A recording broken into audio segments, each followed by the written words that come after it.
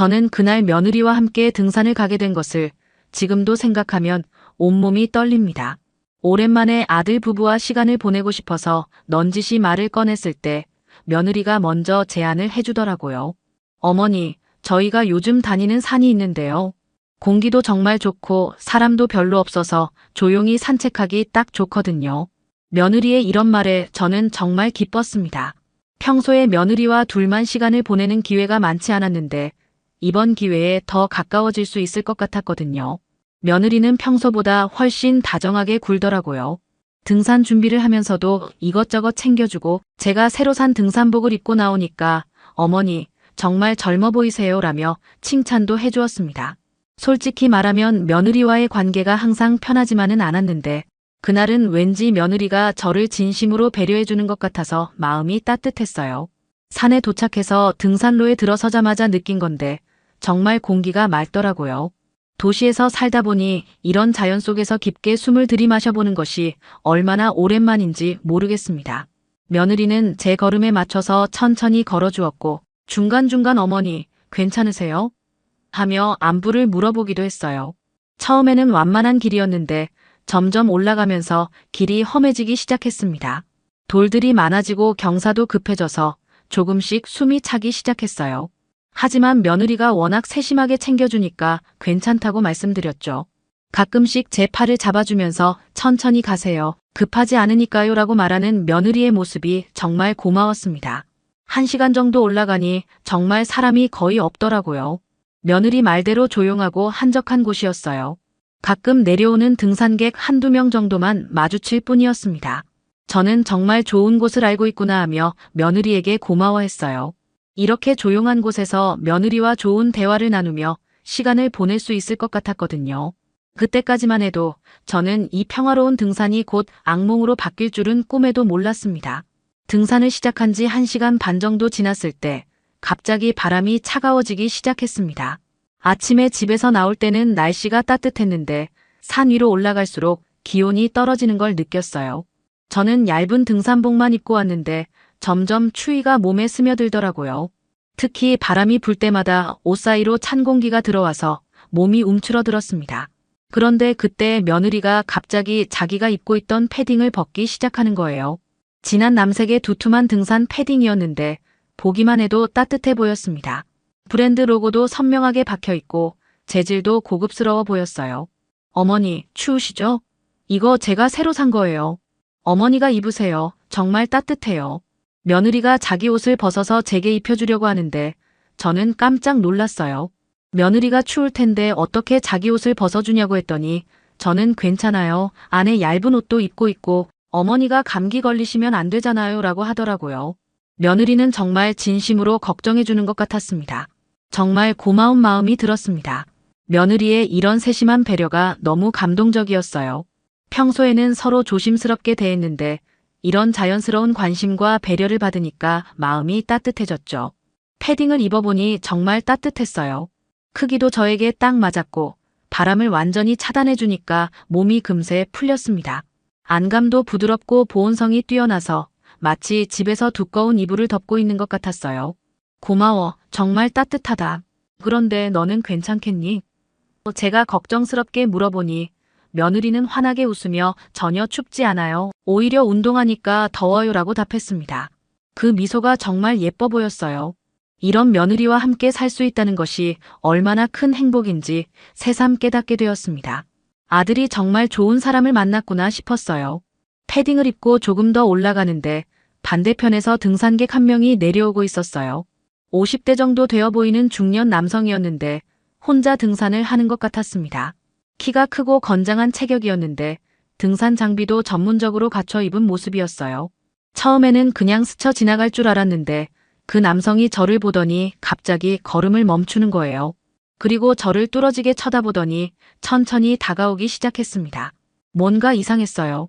그 남성의 표정이 심각해 보였거든요. 저는 혹시 제가 아는 사람인가 싶어서 자세히 보려고 했는데 기억이 나지 않았습니다. 그런데 그 남성이 제 바로 앞까지 와서는 주변을 살피더니 조용히 제 귀에 속삭이는 거예요. 그 옷, 당장 며느리한테 다시 입히세요. 그 옷 입었던 사람, 지난주에 실종됐어요. 저는 그 말을 듣는 순간 머릿속이 하얗게 변했습니다. 네. 하고 되물었지만 목소리가 떨리는 것을 느꼈어요. 무슨 말인지 이해가 안 됐거든요. 실종, 이 옷을, 도대체 무슨 이야기인지 전혀 감이 오지 않았습니다. 혹시 이 남성이 정신적으로 문제가 있는 사람인가 싶어서 한 발짝 뒤로 물러서려고 했어요. 그런데 그 남성이 배낭에서 뭔가를 꺼내더라고요. 접혀진 종이 몇 장이었는데 펼쳐보니 실종자 전단지였습니다. 보세요. 이걸 보시라고요. 남성은 조용하지만 긴박한 목소리로 말했어요. 제가 전단지를 자세히 보니까 정말 충격적이었습니다. 여러 명의 여성들 사진이 있었는데 그중 한 명이 지금 제가 입고 있는 것과 똑같은 진한 남색 패딩을 입고 있었거든요. 이 사람들 공통점이 있어요. 다 같은 브랜드, 같은 색깔의 옷을 입고 실종됐습니다. 남성의 말에 제 등골이 서늘해졌어요. 전단지를 더 자세히 보니까 정말 그랬습니다. 모두 비슷한 연령대의 여성들이었고 입고 있는 옷의 디자인과 색깔이 거의 똑같았어요. 특히 제가 지금 입고 있는 패딩과 완전히 일치하는 옷을 입은 여성의 사진을 보는 순간 온몸에 소름이 돋았습니다. 언제부터 이런 일이? 제가 떨리는 목소리로 물어보니 남성은 한 달 전부터예요. 처음에는 우연의 일치인 줄 알았는데 계속 비슷한 패턴으로 실종 사건이 일어나고 있어요 라고 답했습니다. 그리고 주변을 다시 한번 살피더니 특히 이 산 근처에서 자주 발생하고 있어요 라고 덧붙였어요. 저는 무의식적으로 며느리 쪽을 바라봤습니다. 며느리는 몇 미터 떨어진 곳에서 물을 마시고 있었어요. 그런데 이상하게도 전혀 걱정스러워하지 않는 모습이었습니다. 오히려 여유로운 미소를 지으면서 주변 경치를 감상하고 있었어요. 저와 그 남성이 심각한 대화를 나누고 있는 것도 신경 쓰지 않는 것 같았습니다. 저 여자분이 며느리세요? 남성이 며느리를 가리키며 물어봤어요. 저는 고개를 끄덕였습니다. 그러자 남성의 표정이 더욱 심각해졌어요. 옷은 누가 입자고 했어요? 그 질문에 저는 며느리가 제가 추워 보인다며 입혀줬어요 라고 답했습니다. 남성은 뭔가 확신하는 듯한 표정을 지었어요. 지금 당장 그 옷을 벗으세요. 그리고 자연스럽게 며느리한테 돌려주세요. 절대 의심받지 마시고요. 남성의 말에 저는 더욱 혼란스러워졌습니다. 도대체 무슨 일이 벌어지고 있는 건지, 왜 며느리가 위험한 건지 전혀 이해가 안 됐거든요. 하지만 그 남성의 진지한 표정과 실종자 전단지를 보니까 이것이 농담이 아니라는 걸 알 수 있었어요. 그런데 당신은 누구세요? 왜 이런 일을 알고 계신 거예요? 제가 물어보니 남성은 잠깐 망설이더니 나중에 설명드릴게요. 지금은 일단 안전이 우선이에요 라고 답했습니다. 그리고 다시 한번 강조했어요. 정말 조심하세요. 절대 의심받으면 안 됩니다. 저는 그 남성의 말을 듣고 천천히 주변을 둘러봤습니다. 그런데 정말 소름 끼치는 광경을 목격했어요. 언덕 아래쪽 숲 사이로 검은 마스크와 모자를 쓴 남성이 어슬렁거리고 있는 거예요. 처음에는 그냥 다른 등산객인 줄 알았는데 자세히 보니까 뭔가 이상했습니다. 그 사람은 등산을 하는 것 같지도 않고 그냥 나무 뒤에 숨어서 위쪽을 지켜보고 있었거든요. 더 무서운 건 그 사람의 시선이었어요. 분명히 저를 보고 있었습니다. 아니, 정확히는 제가 입고 있는 이 패딩을 보고 있는 것 같았어요. 그 사람의 눈빛에서 뭔가 위험한 기운이 느껴졌습니다. 마치 사냥감을 발견한 포식자의 눈빛 같았어요. 저는 무의식적으로 패딩을 더 꽉 껴안았습니다. 그런데 더욱 충격적인 것은 그 사람이 주머니에서 뭔가를 꺼내고 있다는 거였어요. 거리가 멀어서 정확히 뭔지는 보이지 않았지만 반짝이는 금속 같은 것이었습니다. 칼인지 주사기인지 아니면 다른 위험한 물건인지 알 수 없었지만 분명히 좋은 것은 아니었어요. 제 심장이 빠르게 뛰기 시작했습니다. 저기 봐요. 저는 떨리는 손으로 그 방향을 가리켰어요. 그 남성도 제가 가리키는 방향을 보더니 표정이 더욱 굳어졌습니다. 역시 그렇군요. 이미 시작된 거예요. 그는 작은 목소리로 중얼거렸어요. 그리고 급히 저에게 말했습니다. 지금 당장 그 옷을 벗어야 해요. 그 사람이 더 가까이 오기 전에요. 저는 패닉 상태가 되어버렸어요. 도대체 무슨 일이 벌어지고 있는 건지, 왜 이런 일이 저에게 일어나는 건지 전혀 이해할 수 없었거든요. 아침에 며느리와 즐거운 등산을 하러 나왔을 뿐인데 갑자기 실종 사건이니 위험한 사람이니 하는 이야기가 나오니까 현실감이 없었어요. 마치 악몽을 꾸고 있는 것 같았습니다. 그런데 그때 또 다른 이상한 점을 발견했어요. 패딩 안쪽 주머니에서 뭔가 딱딱한 것이 만져지는 거예요. 처음에는 그냥 옷의 라벨이나 장식인 줄 알았는데 만져보니까 그게 아니었습니다. 작은 전자기기 같은 것이 숨어 있었어요.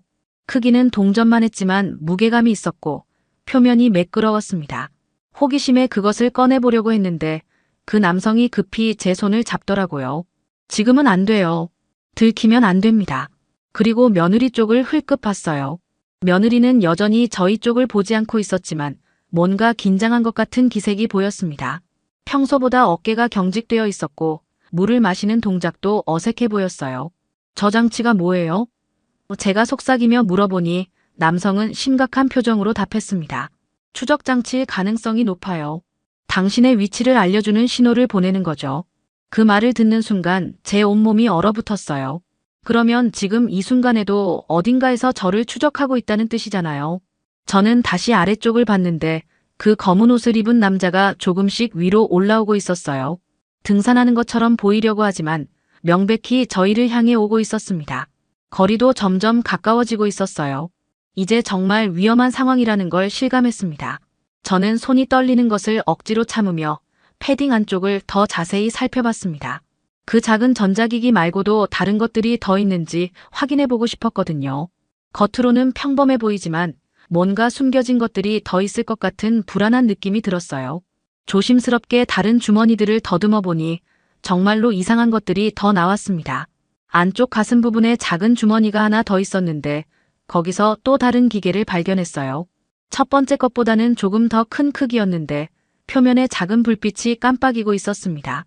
GPS 추적기 같은 것 같았어요. 그리고 그 옆에는 작은 종이 조각이 붙어 있었는데 의료 이송이라는 마크가 찍힌 병원 라벨이었습니다. 글씨가 많이 흐려져서 정확히 읽기는 어려웠지만 분명히 병원에서 사용하는 라벨이었어요. 순간 숨이 막히는 느낌이 들었습니다. 왜 이런 것들이 5단에 숨어 있는 거죠? 더 무서운 건 이 모든 것들이 저를 추적하거나 표시하기 위한 장치들 같다는 생각이 들었어요. 마치 제가 어떤 표적이 된 것 같은 기분이었습니다. 손이 너무 떨려서 그 작은 기계들을 제대로 잡을 수도 없었어요. 이것들이 뭔지 아세요? 저는 그 남성에게 작은 목소리로 물어봤습니다. 그는 제 손에 있는 것들을 보더니 얼굴이 더욱 굳어졌어요. 역시 그렇군요. 추적장치와 의료용 태그네요. 이걸로 당신의 위치를 파악하고 나중에 의료사고로 위장할 계획이었을 거예요. 그 말을 듣는 순간 제 다리가 후들거렸습니다. 의료사고로 위장한다는 게 무슨 뜻인지 대충 짐작이 갔어요. 아마도 저를 어디론가 데려가서 해치고 나서 의료사고나 자연사로 꾸미려는 계획이었을 거예요. 그래서 병원 라벨까지 미리 준비해둔 거겠죠. 생각만 해도 온몸이 오싹했습니다. 제가 이렇게 위험한 상황에 놓여 있었다니 아직도 믿기지 않았어요. 그런데 이런 일을 왜 하는 거예요? 돈 때문인가요? 제가 물어보니 그 남성은 잠깐 망설이더니 작은 목소리로 답했습니다. 장기 밀매예요. 특히 건강한 노년층 여성들을 표적으로 하고 있어요. 가족들의 신뢰를 이용해서 외진 곳으로 유인한 다음에 납치하는 거죠. 그 말을 듣는 순간 제 머릿속이 하얗게 변했어요. 장기 밀매라니 그런 끔찍한 일이 실제로 일어나고 있었던 거예요. 그리고 제가 그 표적이 되었다는 것도요. 더 충격적인 건 며느리가 이 모든 일에 연루되어 있다는 사실이었습니다. 제가 그렇게 믿고 사랑했던 며느리가 저를 이용해서 이런 끔찍한 일을 계획하고 있었다니 받아들이기가 너무 어려웠어요. 저는 다시 며느리를 봤는데 여전히 여유로운 모습으로 서 있었어요. 하지만 이제 그 모습이 전혀 다르게 보였습니다. 따뜻한 미소가 아니라 소름 끼치는 가면 같아 보였어요.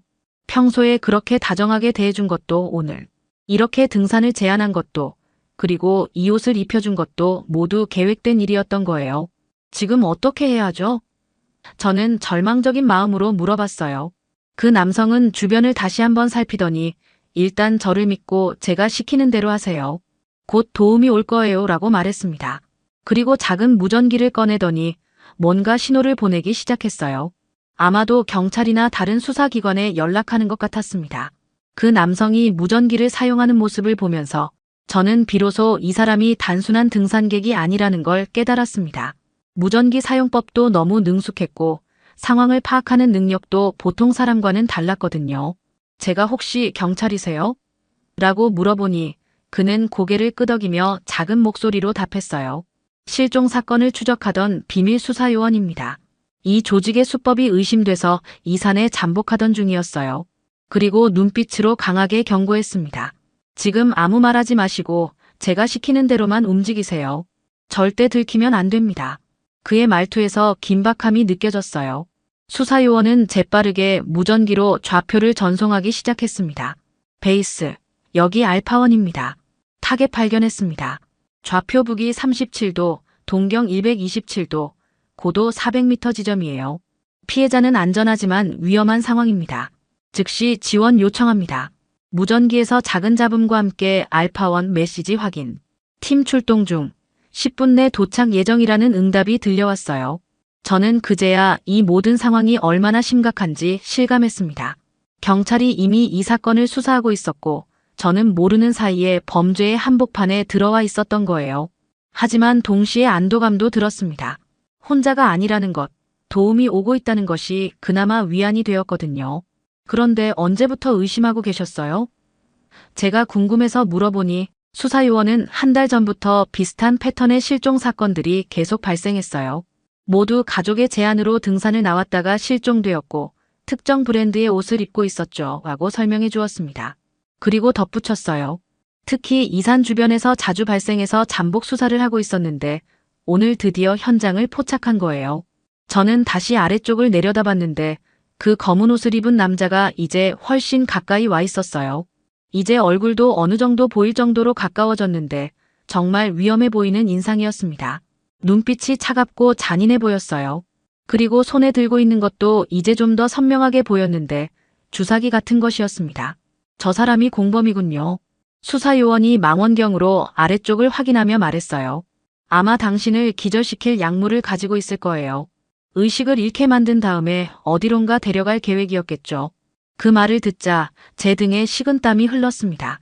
정말 아찔한 상황이었어요. 그때 며느리가 저희 쪽으로 다가오기 시작했습니다. 어머니, 뭐하고 계세요? 누구세요, 이분은? 며느리의 목소리에는 평소와 다른 날카로움이 있었어요. 수사요원은 재빠르게 길을 물어보는 등산객이에요 라고 대답했습니다. 하지만 며느리의 눈빛이 이상했어요. 뭔가 의심하고 있는 것 같았습니다. 어머니, 혹시 어디 아프세요? 얼굴이 안 좋아 보이는데요. 며느리가 걱정스러운 척하며 제게 다가왔어요. 하지만 이제 그 걱정이 가짜라는 걸 알 수 있었습니다. 오히려 제가 뭔가 눈치챘는지 확인하려는 것 같았어요. 저는 최대한 평정을 유지하려고 노력했습니다. 아니야, 괜찮아. 그냥 잠깐 쉬고 있었어. 제가 애써 웃으며 대답했어요. 하지만 속으로는 온갖 생각이 복잡하게 얽혀 있었습니다. 이 며느리가 정말 저를 해치려고 했다는 것이 아직도 완전히 믿어지지 않았거든요. 며느리가 제가 패딩을 조금 벗어놓은 것을 발견하고 눈빛이 급격히 변했습니다. 어머니, 왜 옷을 벗으셨어요? 추우시잖아요. 말은 웃고 있었지만 그 눈빛은 전혀 웃지 않고 있었어요. 차갑고 계산적인 시선이었습니다. 그거 다시 입고 계셔야죠. 감기 걸리시면 큰일이에요. 며느리의 목소리에서 강요하는 느낌이 들었어요. 저는 그 순간 며느리의 진짜 모습을 보게 된 것 같았습니다.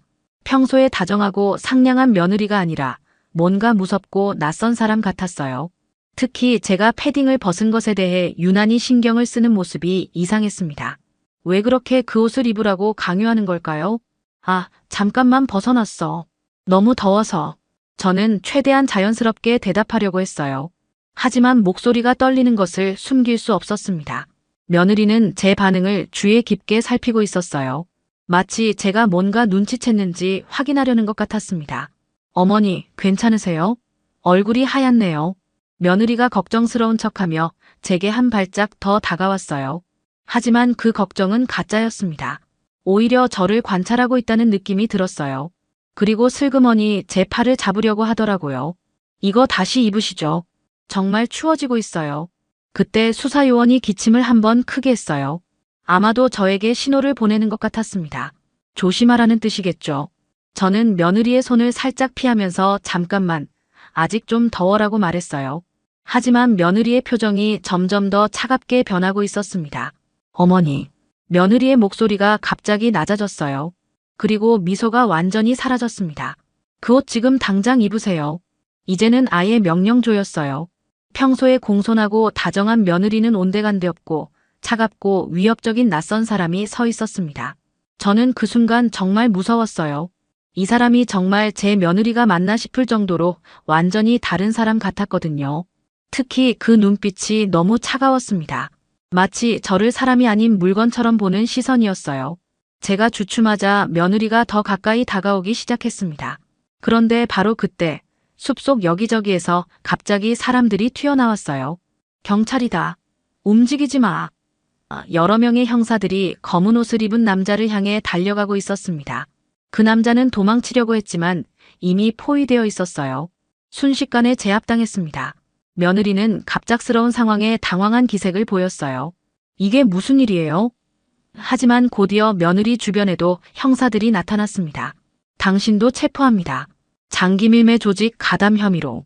며느리의 얼굴이 순간 창백해졌어요. 무슨 소리예요?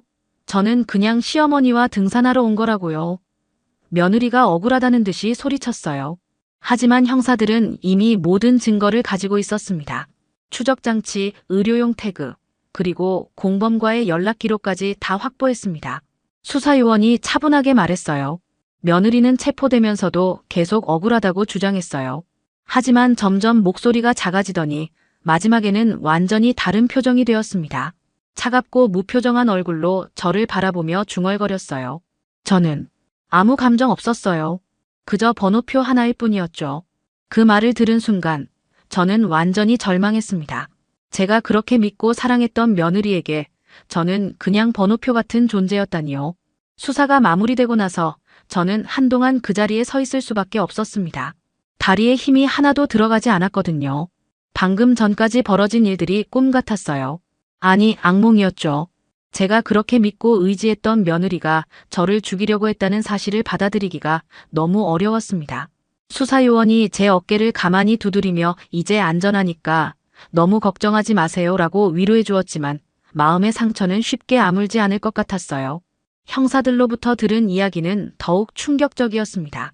며느리는 장기밀매 조직의 핵심 인물 중 하나였대요. 주로 노년층 여성들을 표적으로 삼아서 가족의 신뢰를 이용해 외진 곳으로 유인하는 역할을 맡고 있었다고 했습니다. 며느리가 저에게 보여준 모든 다정함과 배려는 모두 연기였던 거예요. 저를 안심시켜서 경계심을 늦추게 만들려는 계산된 행동들이었습니다. 가장 소름 끼쳤던 건 그들의 수법이었어요. 특정 브랜드와 색깔의 옷에 추적장치를 미리 심어놓고 표적이 그 옷을 입게 만든 다음에 외진 곳에서 납치하는 방식이었습니다. 그리고 나중에는 의료사고로 위장해서 장기를 적출한 후에 시신을 처리한다고 했어요. 정말 치밀하고 잔인한 범죄였습니다. 저도 모르는 사이에 그 무서운 계획의 한가운데 있었던 거죠. 며느리가 끌려가면서 마지막으로 저를 본 그 눈빛이 계속 머릿속에서 맴돌았습니다. 그 차갑고 무감정한 표정, 그리고 번호표 하나일 뿐이었다는 말이 가슴을 찢어놓았어요. 제가 며느리에게 쏟았던 모든 사랑과 애정, 그리고 신뢰가 한순간에 무너져 내렸습니다. 어떻게 사람이 그렇게 차갑게 다른 사람을 이용할 수 있는지 이해할 수 없었어요. 집으로 돌아가는 길에 저는 계속 생각했습니다. 며느리가 우리 가족에게 들어온 게 언제부터였는지, 아들과의 만남도 우연이 아니었을지, 그동안 저에게 보여준 모든 행동들이 다 계산된 것이었는지 생각하면 할수록 더 무서워졌어요. 제 곁에 그런 위험한 사람이 그렇게 오랫동안 있었다는 것이 정말 끔찍했습니다. 하지만 무엇보다도 그 수사요원에게 정말 감사했어요. 만약 그분이 저에게 경고해주지 않았다면 저는 지금쯤 실종자 전단지 속에 6번째 얼굴이 되어 있었을지도 모르거든요. 정말 아찔한 일이었습니다. 그분이 용기를 내어 저에게 다가와 진실을 알려주지 않았다면 저는 이 세상에 없었을 거예요. 이제 남은 건 상처를 치유하고 다시 살아가는 일입니다. 아들에게 이 모든 이야기를 해야 하고 깨어진 가족의 상처를 어떻게든 아물게 해야 해요. 쉽지 않겠지만 살아있다는 것만으로도 감사합니다. 앞으로는 누구를 믿든 조심해야겠어요. 하지만 그렇다고 해서 모든 사람을 의심하며 살 수는 없겠죠. 저는 천천히 집으로 향했습니다. 비록 마음은 아프지만 이렇게 집으로 돌아갈 수 있다는 것 자체가 기적이니까요. 그리고 다시는 이런 일이 일어나지 않도록, 다른 분들도 이런 위험에 빠지지 않도록 이 이야기를 많은 사람들에게 알려야겠다고 다짐했습니다.